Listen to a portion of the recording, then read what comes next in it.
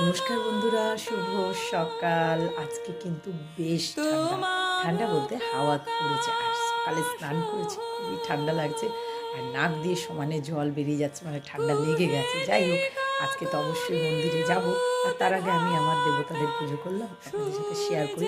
আর সকলে ভালো থাকুন, সুস্থ থাকুন, মহামায়ের নাম নিয়ে চলুন। তাহলে পুজোটা সেরে নিলাম আমিও তাড়াতাড়ি করে।